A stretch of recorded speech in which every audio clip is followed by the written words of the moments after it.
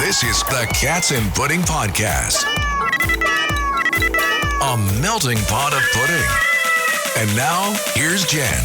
Good afternoon, everybody, and welcome to Cats and Pudding Podcast. And today, I have an awesome guest, my friend Jonas Young Borra. That's right. That's right. Borra, baby. I love Borra. Never been there, but I should go. It's Young Borra. I sent it right. Yeah, Paula Young and Randy Borra, they made Young Borra. That's I love it. I love it. And I have my special guest host, Miss Andrea Lopez. I'm so happy that you're here today, gracing me with your beautiful presence. Thank you so much. We've been having fun so far. Yeah, absolutely. Right? She's got a wide range of guests, so it's always fun to see who's walking into the studio. I'm like, what are we doing today? It's very fun. It's fantastic. Who is she going to have on today? Yeah. Well, Jonas is a club guy. I am a nightclub guy. A nightclub guy and music producer guy. Music producer, New Yorker like yourself. Scene. I love it. I presume, are you a New Yorker as well? Actually, no, DC, but been here long enough that I feel I can if call you've myself been over that. here for 10 years, you're in New York. All right, well, I haven't been here 10 years. Can't Close say that to yet. it? Yeah. Okay, so were you with it? Were you ever dated a New Yorker? Dated a New Yorker? No, I haven't. Really? Yeah, I get all of these imports. I'm like, where are these guys coming from? Yeah. Because then I could say you were a New Yorker by injection then, but I guess I can't say. Well, I say I'm Italian by injection You're usually. definitely Italian by injection. What's going on? I love this podcast already. Cats and Pudding is way, it's like throwing me As off. the name suggests. Yeah. No, it's very brown, exactly. I get it now. Okay. Pussies and puddles. I didn't know what I was walking into, but I love this. It's fantastic. Hello. People called it Hello. Pussies and puddles. Yeah, my God. It's a little like Isn't that you great? see this one with his paw. A little suggestive. It's a little suggestive. Right. Okay.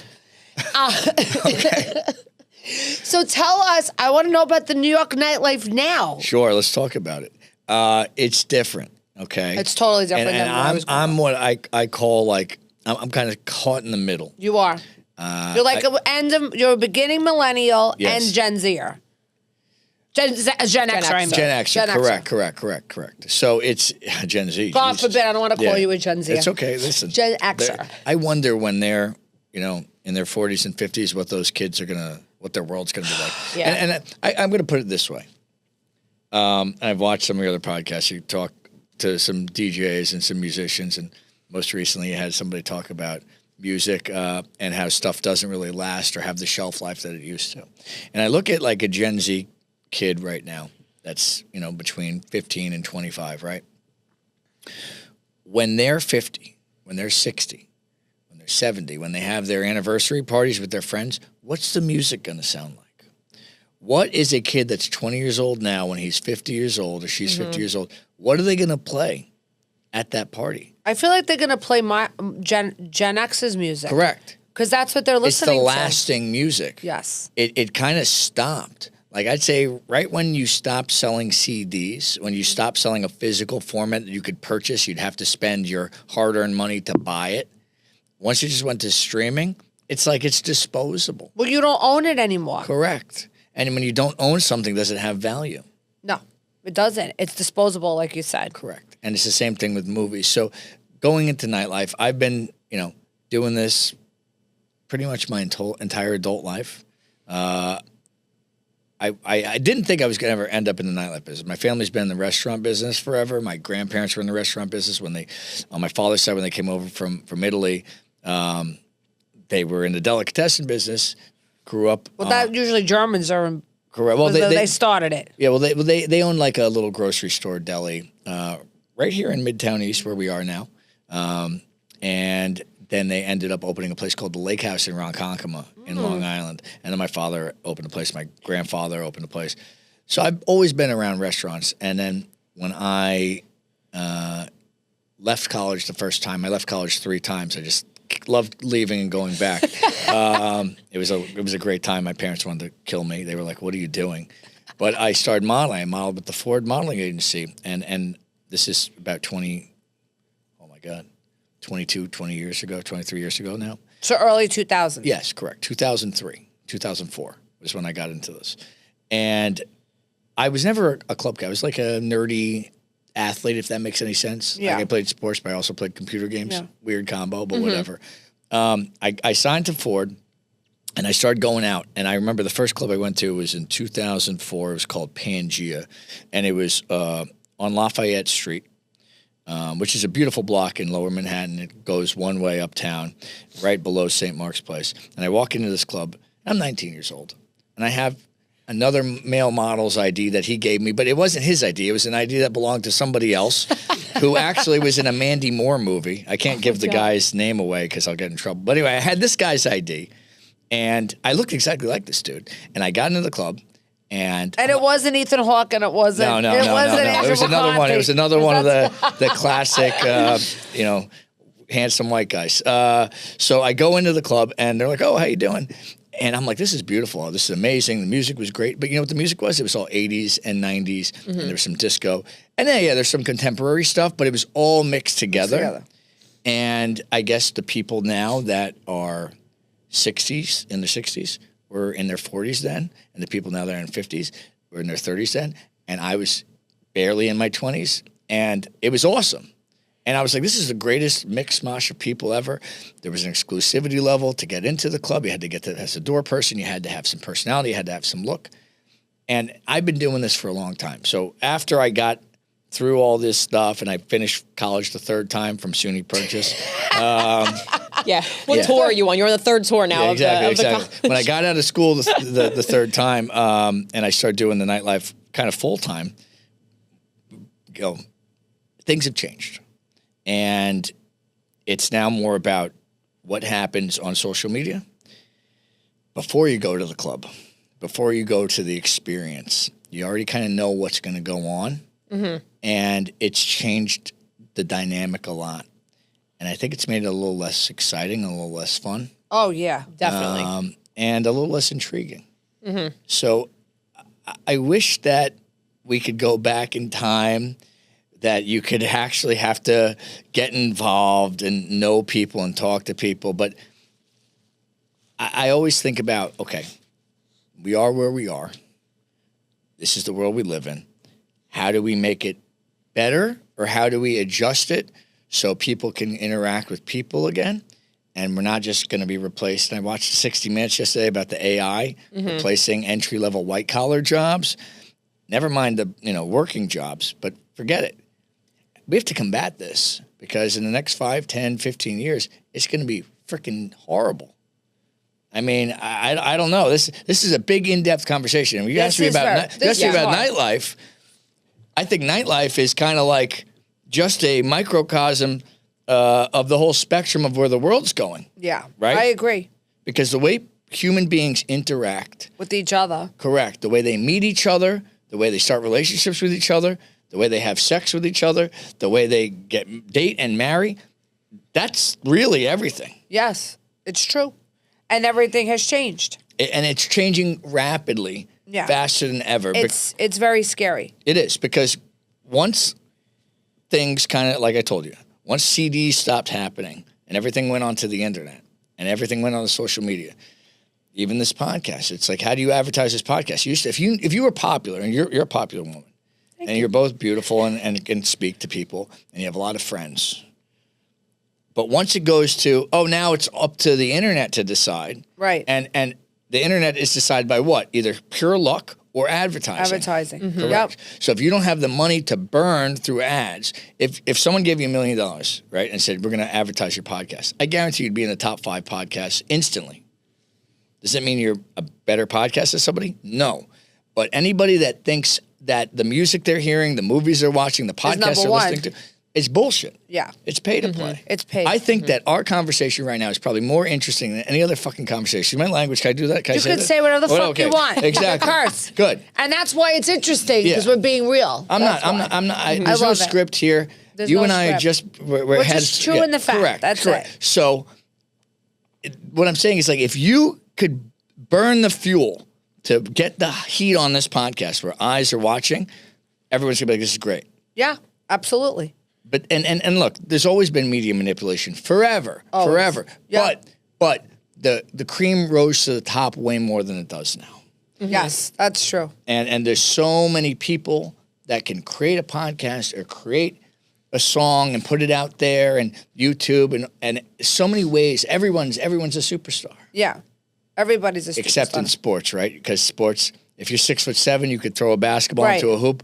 That's the only thing you can't fake it. You can't fake it. Yeah, you can't fake it in performance. And modeling, I think, is going back to the old days too, because I think people are realizing, and I don't want to sound unpolitically correct here, I don't want to see fat people on Sports Illustrated. I'm sorry.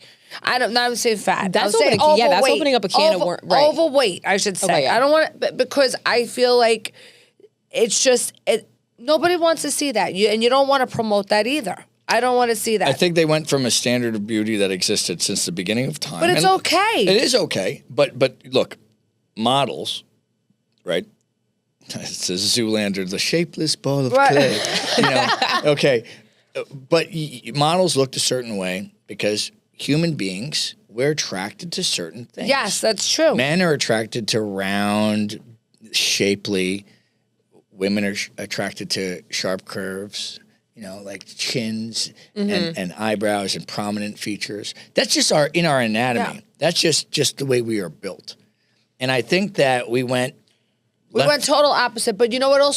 We went too far. No, but also not everybody could be a model. Of course not. And that's the problem. But not everybody could be an actor. Not everyone could be a musician. Not everyone could be an athlete. And that started in my generation, by the way, with Mr. Rogers, when he used to say, "You could be whatever you want to be." But I watched tons of Mr. Rogers. You can't. Correct. You can't. And that's where the problem comes. And I shouldn't say I don't want to see. I mean, that was probably a very bold statement that I said. The point is that luckily not you have everybody. An editing guy here. Don't put that in. Maybe, I'm not sure, but you can't. Not everybody was born to be a model. Not everybody was born to be a singer. Of course. Not everybody was born to be an actor. Not everybody could be a doctor. Yes, you can go through medical school, but I don't want the doctor that got just passed by the skin of their teeth. What do they call the guy that finishes last in his law school? What? And he passes the bar? A lawyer. Yeah. Right? So if you finish 100 out of 100, you pass the bar, you're a lawyer. But it doesn't mean you're going to be a good lawyer. Exactly. So the fact of the matter is, you're 100% correct.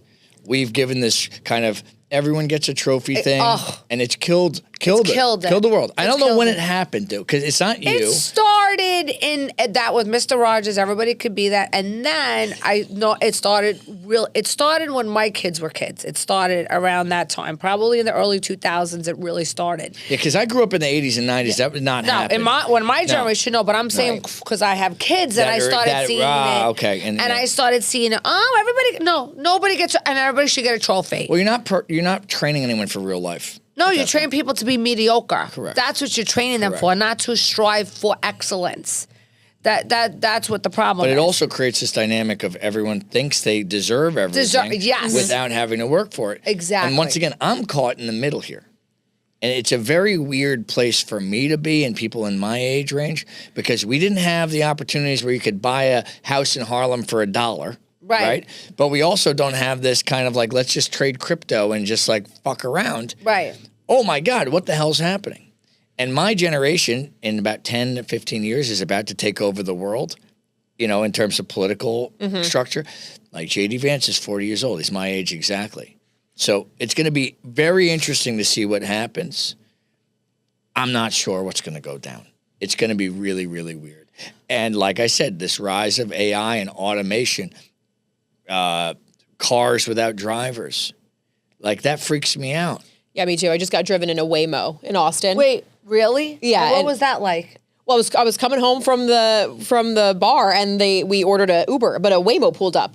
And there was no driver. Yeah, a driveless car or a driveless car. Were you petrified? A car without a driver. Well, actually, I had gotten into the back seat and I was like, all right, we're going to, and I realized there's nobody in the front seat. And I'm like, guys, I have never been in a Waymo before, but apparently this is a newer thing in some of the newer developing cities, like Austin's already developed, but I'm talking about, it's not as populated as New York. I don't think that Waymos could necessarily work in New York City. They'd be crashing and people would be crashing. Or somebody obstacles. A drunk guy jumps on the hood of the car 100%. And then what's happening there? 100%. That's where you need the drivers get the fuck off the hood of the car. Exactly. Exactly. I think it depends on the environment. The environment that you could put it in. Yeah. Definitely. Well, was it creepy getting it? Because I would be absolutely. I didn't want to be in that car, but I'm thinking, all right, well, it's 3 a.m. We're not going that far. We're maybe going 2 miles down the road, and it's just you're on one main quiet road where barely any drivers are around. And how would they do? Thank you for. Did they say like thank you for getting in? So there is an automated person in the car. Like you're talking to a real person, but they're talking through the speakers. Okay. So they're like, all right, exit the car. You guys did it safely, and now close the doors. And they tell you. Did they ask you to tip? I actually don't know because I wasn't the one who ordered it, but because my old director of operations went to a restaurant in Midtown.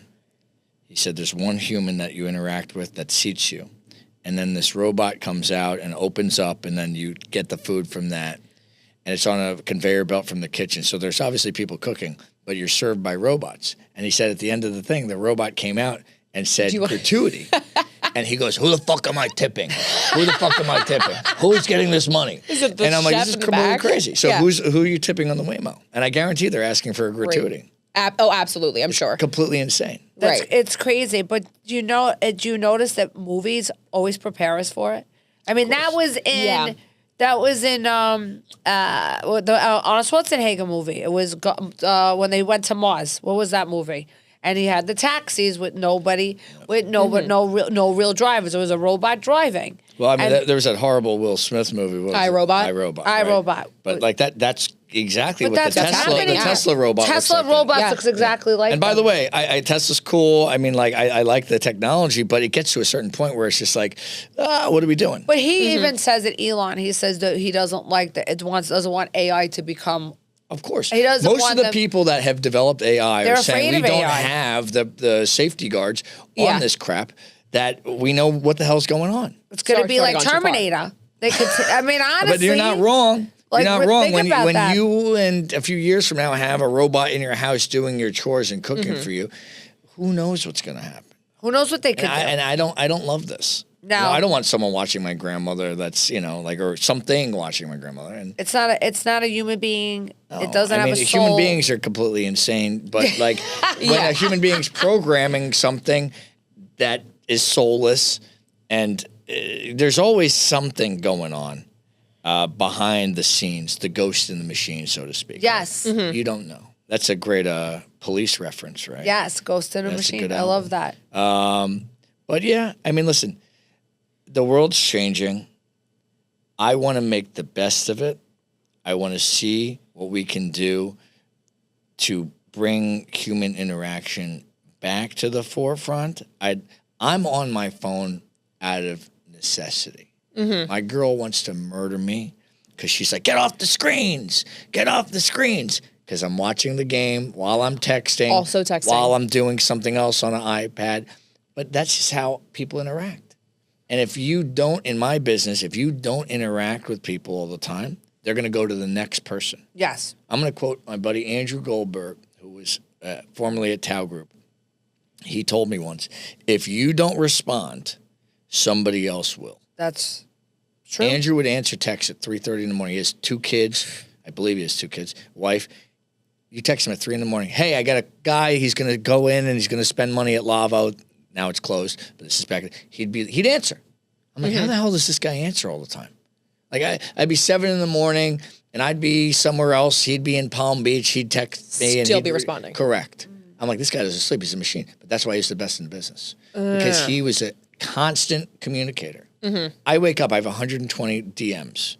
I'm not posting thirst traps. I don't have any bikini pictures. We'll get to that in a second too. Yeah. But the fact of the matter is, people, 120 DMs. I don't care who it is. I respond. Even to people that hate me, they're like, go fuck yourself, buddy. I'm like, yeah, cool. Thumbs up. You know what I mean? And I'm like, I get a lot of that. So, but I'm responding, because I don't know. Maybe that drives my engagement and somebody else sees me and then somebody else sees this. And I'm not a full-time influencer by any means. I do this because I enjoy like whatever. But staying on top, I got 575 birthday messages. I didn't even go through my Facebook messages yet. Because Facebook's people that are a little bit older. Yeah. Those are probably the most important people to answer. Yeah. I haven't even done that. Because those people will still talk to you in real life. Correct. They'll Those people will pick go up the call phone me. and call you. Correct. So the DMs is one thing, but there's just so many ways of communicating, and it gets crazy. We're accessible at all times, which I struggle with. It's a good thing, but it's a bad thing But it's too. also a bad thing. Yeah, absolutely. My bosses that have the most success will go off the grid for a day or two at a time. I would have a panic attack if I don't answer my messages. Are they Gen X's? Yes. That's why. But they also are established to the point where they don't give a shit. Okay. Right? Yeah. Where I'm still like, I have a chip on my shoulder. I'm always trying to prove myself. I always got to be responsive. I always got to answer. And I also don't want to miss that message that could lead to a few $1,000 event or a birthday party or a table. And I make a commission and somebody else makes money. You know, but that is a constant stress. If I play golf for 4 hours and I don't use my phone, I have a panic attack when I come back. I have FOMO when I'm away from my business too. I have FOMO. It's tough, though. It's like I'm on vacation and it takes me 2 days to ease into vacation, and then by the time I'm easing in, I gotta go home. I have to leave. I'm like, and then I want to leave because I have to get home. And I'm like, oh my God, I've been gone for this long. I gotta go home. Like, you know, I got stuck in Florida during the snowstorm, and I can't tell you. And I knew that nobody was working because it was a snowstorm. I still wanted to come home. I still wanted to come home because I was frightened that I want to be home when the doors open again. You know, meanwhile, everybody's piled under snow. Like, what am No I one's really going out. Right, I'm like, nobody's going out right now. Nobody can even get into my office because, you know, New York City did not shovel to get us out. They had mountains of snow, but I still had to get home. I was still like, I gotta go. I gotta get out of here.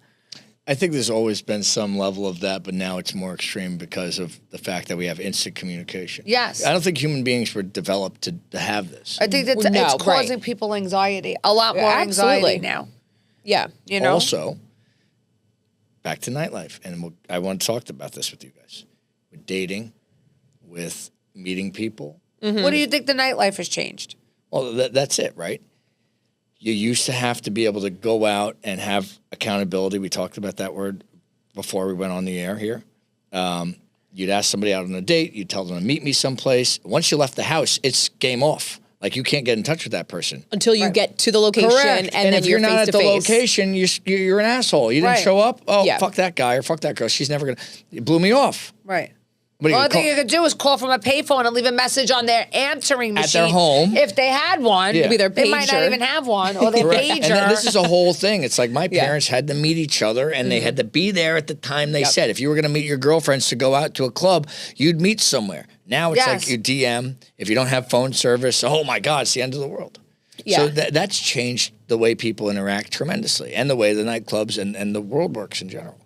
But something that, you know, is really crazy is the way, you know, women and men meet in terms of the dating apps. But using social media, if you're an attractive woman, you have a huge leg up if you want to, you know, advertise yourself online. Yeah. Right? You post like pictures. OnlyFans? Correct.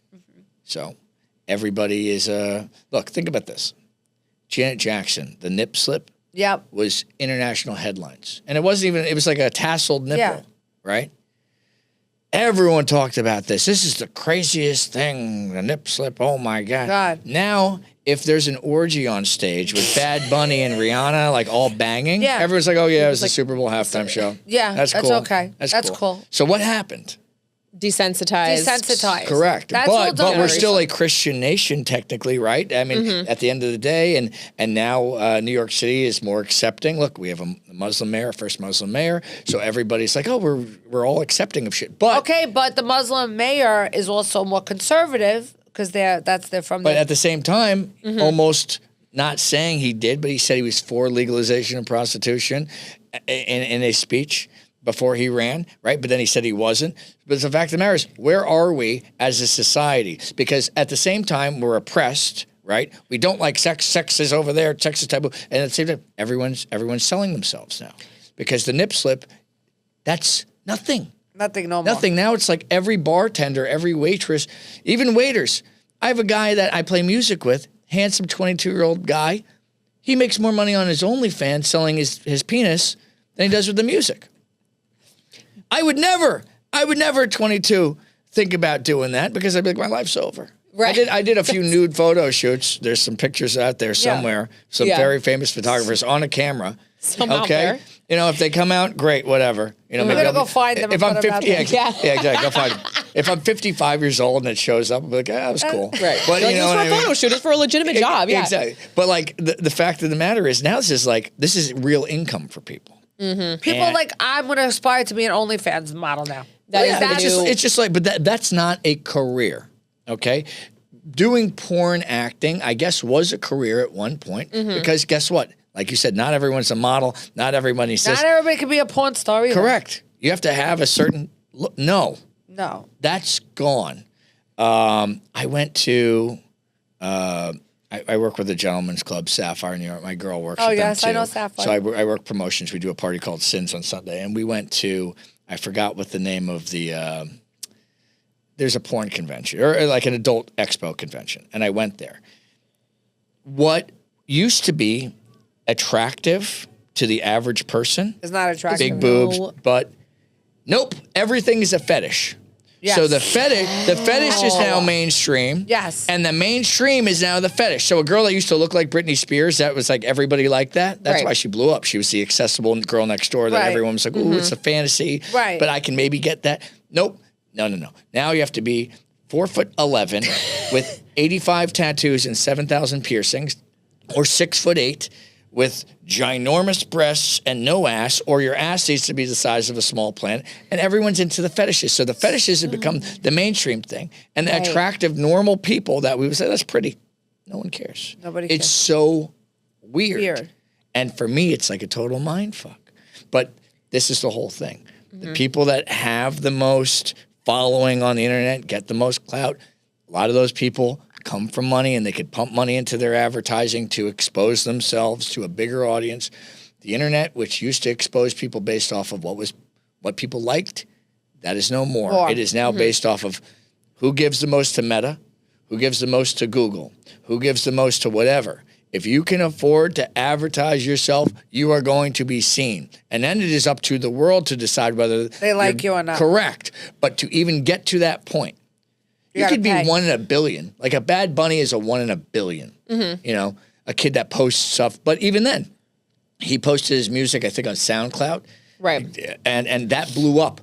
When SoundCloud was still a new platform where the algorithm rewarded you before it went corporate. Now it's subscription based, You're and screwed. now it's advertisements. Correct. If you are an amazing singer and you start posting stuff on SoundCloud, you're already against everybody. Yeah. So the only way to win now, even a podcast, you need to be on the platform, and this is a bad word. You can't say Christopher Columbus, but you need to be the Christopher Columbus of the platform. You need to discover a platform before anybody else does. I was on YouTube the second day it came out.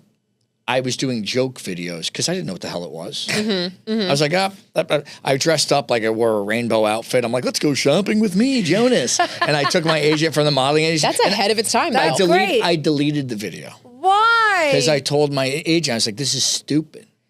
But you were ahead of your time. I was posting crazy stuff. I was getting likes. I was like, I don't want to do this. But I didn't know what I didn't know. I was like, no, get me off this thing. Yeah. I was on. I discovered America on YouTube. I remember I posted a basketball video of me shooting basketballs. You typed in basketball on YouTube. I was like the 4th thing that you would see. That's crazy. You know how insane that is? The power I would have had. Right. Now I'm struggling to get anybody to watch me. Same with Instagram. Elliot Tabelli. Do you know who that is? Elliot Tabelli is a wealthy Jewish kid. He started posting memes on his Instagram page, okay, very early on. Sneakers and memes. Not stuff that he made, just memes of other people. Blew up, okay? He owns Fuck Jerry. It's a big company. I know Fuck Jerry, He also owns Haha Tequila. From literally just being the first person on this platform doing memes. Yeah. So that's insane to think about, right? You just need to be if you were the first person or one of the top 10 people on TikTok to start a, bisexual, lesbian meet podcast, right? And you're on TikTok every single day advertising, and people type in bisexuals, lesbians, talking, boom. You just need to be the first person or you need to have a ton of money to catch up to everybody else. If not, you better do something very, very creative and get very, very lucky and stick to one topic. I'll give you an example.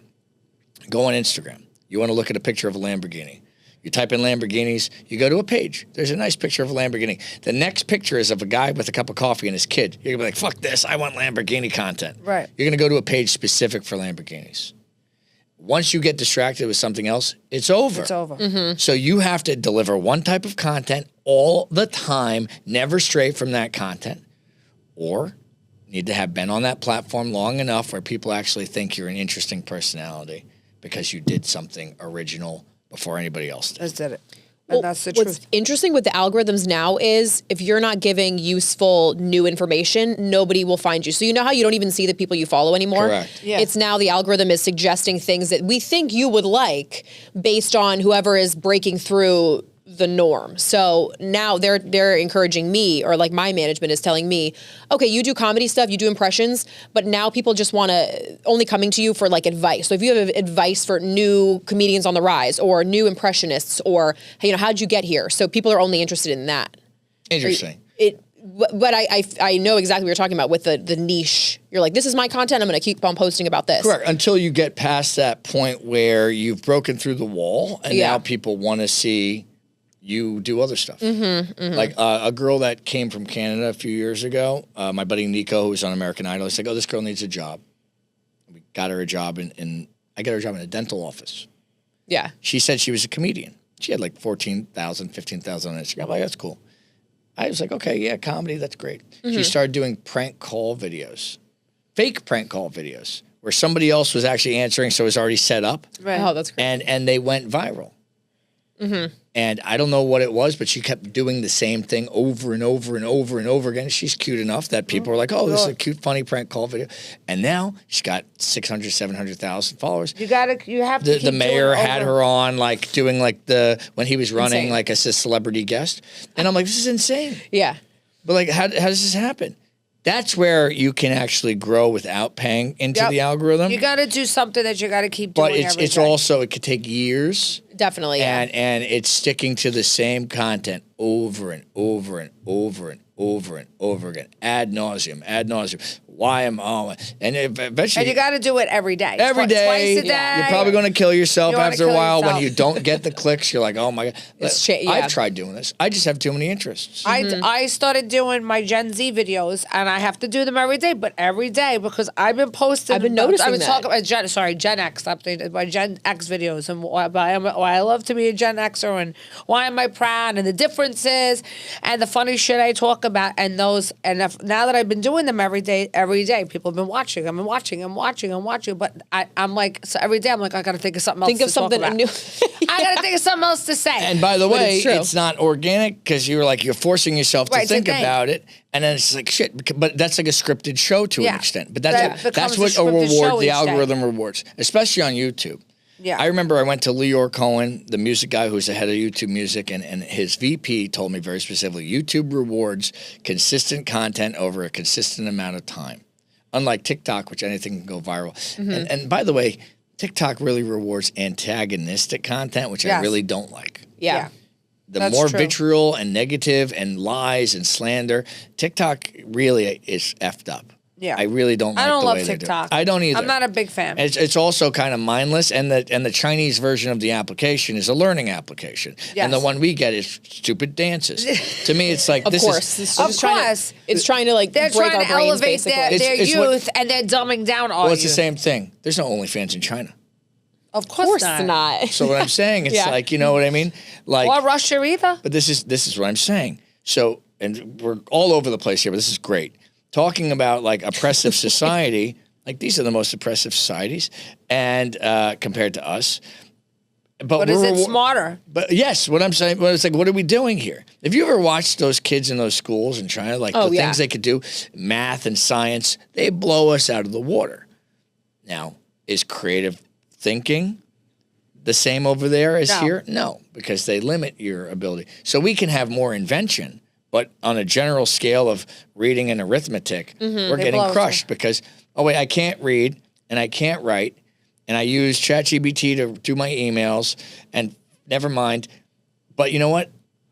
I'll show my vagina, and maybe that guy at the bar that I serve a drink to, he'll pay me $15 a month, and maybe he'll DM me and send me an extra $50.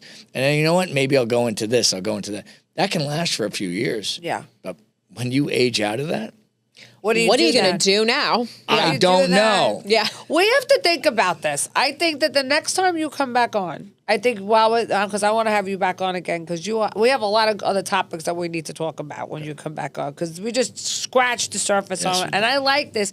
This might be viral videos talking about this stuff because this is good. I know. I had questions about nightlife. I know. Why New York doesn't. I know we have a limited amount of time. We need to come back and do it. See, you thought that you were going to be an awesome guest, and you're awesome. Listen. I know a little bit about a lot. I love that. And a lot about very little.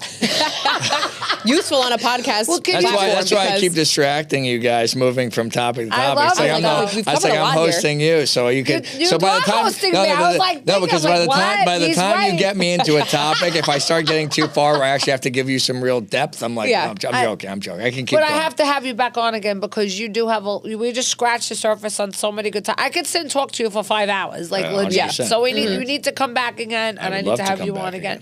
Please tell everybody where they could find you, especially the club that you are. So I'm at this club. It's one of the few remaining large clubs in New York City, at least in Manhattan. Right, you used to have the Tunnel and Club USA. Yeah. Those clubs are gone. Well, awesome. Sad. But I worked in the Tunnel. Oh my god. Oh my god. But now it's called Nebula. It's on 41st Street. We're open Tuesday, Friday, Saturday, and it's just a good fun time. Like you can come in, you might not know who the DJ is. Can we ask for you at the door? You can ask for Jonas. I'll be there. Does that still work?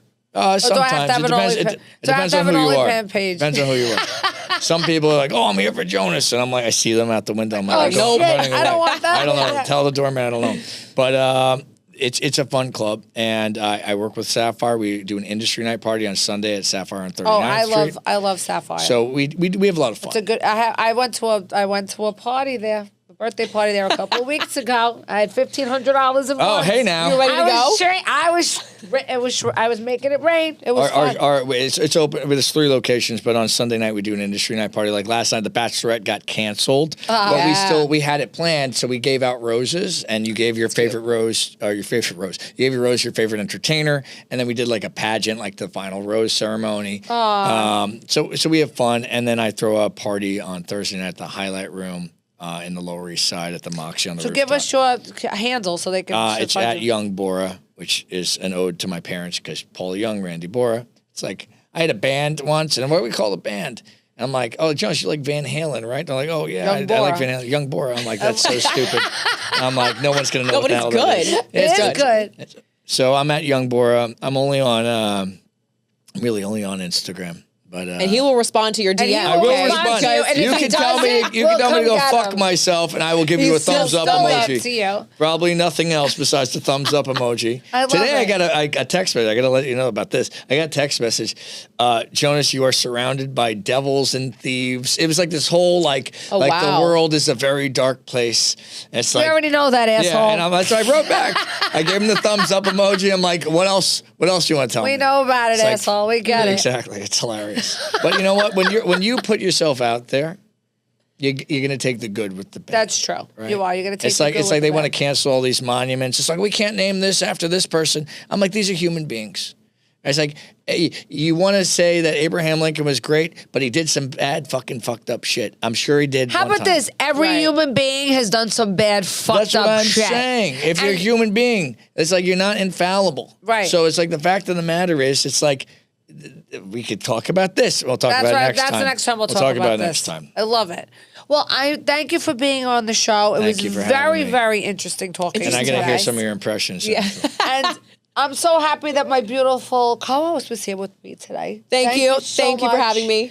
And everybody, please tune in and hit that subscribe button. And if you don't, I'm going to come and get you on YouTube, Apple, and Spotify. Cats and Pudding Podcast. See you later.